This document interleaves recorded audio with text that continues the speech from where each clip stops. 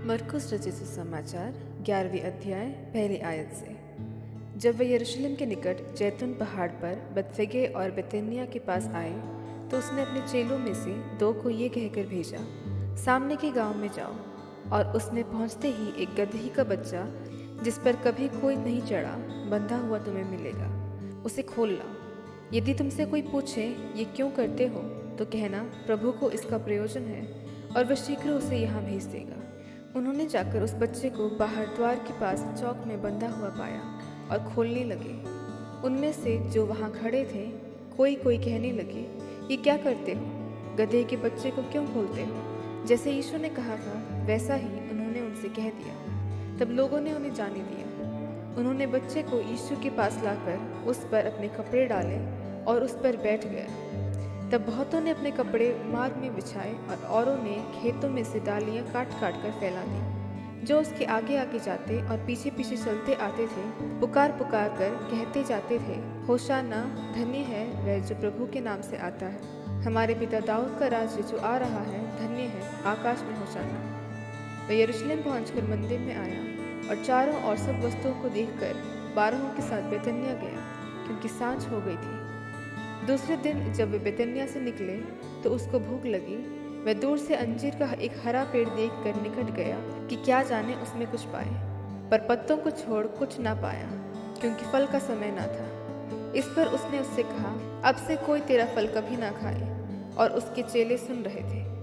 फिर वे यरूशलेम में आए और वह मंदिर में गया और वहाँ जो लेन देन कर रहे थे उन्हें बाहर निकालने लगा और सर्राफों के पीठे और कबूतर बेचने वालों की चौकियाँ उलट दी और मंदिर में से किसी को बर्तन लेकर आने जाने ना दिया। और उपदेश करके उनसे कहा, क्या ये नहीं लिखा है कि मेरा घर सब जातियों के लिए प्रार्थना का घर कहलाएगा?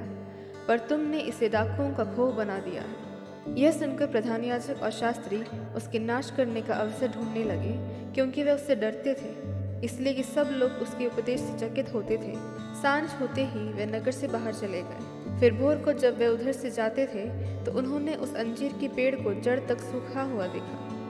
पतरस को वह बात स्मरण आई और उसने उससे कहा, हे रब्बी, देख, ये अंजीर का पेड़ जिसे तूने श्राप दिया था सूख गया है। यीशु ने उसको उत्तर दिया, परमेश्वर पर विश्वास रखो। मैं तुमसे सच कहता हूँ कि जो कोई इस पहाड़ से कहे तो उखड़ जा और समुद्र में जा पड़ और अपने मन में संदेह ना करे, वरन प्रतीति करे कि जो कहता हूँ वह हो जाएगा, तो उसके लिए वही होगा। इसलिए मैं तुझसे कहता हूँ कि जो कुछ तुम प्रार्थना करके मांगोगे तो प्रतीति कर लो कि तुम्हें मिल गया और तुम्हारे लिए हो जाएगा।